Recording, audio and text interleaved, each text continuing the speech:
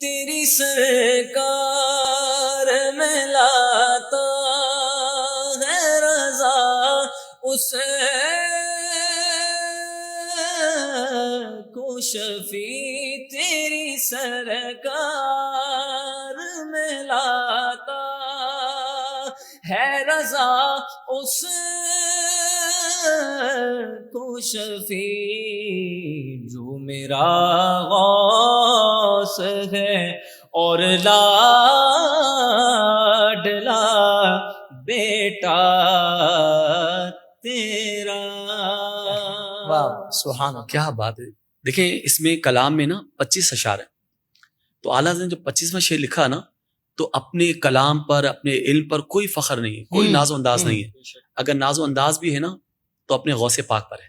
تو حضور کی بارگاہ میں آپ وسیلہ پیش کر رہے ہیں اور ان کو شفاعت کا اپنا شفیع بنا رہے ہیں۔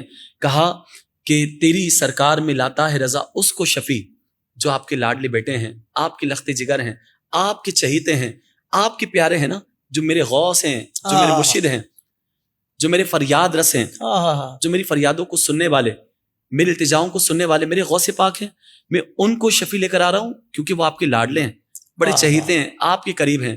کیونکہ یاد رکھیے گا خلق خدا کا ہاتھ ہے اولیاء کے ہاتھ میں، اولیاء کا ہاتھ ہے غوث الورا کے ہاتھ میں، غوث الورا کا ہاتھ ہے شیر خدا کے ہاتھ میں، اور شیر خدا کا ہاتھ ہے مصطفیٰ کے ہاتھ میں۔ کیا کہنے، سبحان اللہ سبحان اللہ۔ تو دیکھیں کس طرح آپ چل رہے ہیں، اولیاء سے پھر غوث الورا، پھر شیر خدا، پھر مصطفیٰ۔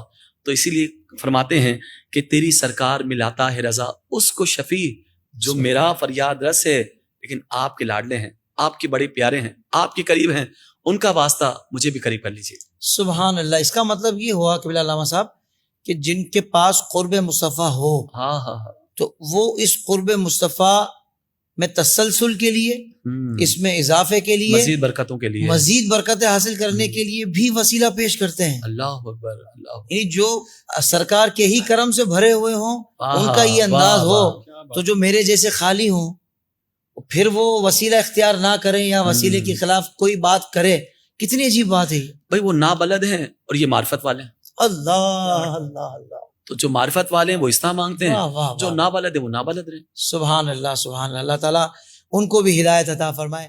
سوشل میڈیا پر اسلام کی صحیح تعلیمات جاننے کے لیے ابھی حافظ سائر قادری کا نیا YouTube channel Islamic digital studio subscribe کر لیں، اور ہاں نوٹیفیکیشن بیل آئیکن کو بھی پریس کر لیں تاکہ ہماری نئی ویڈیوز آپ تک بر وقت پہنچ سکے۔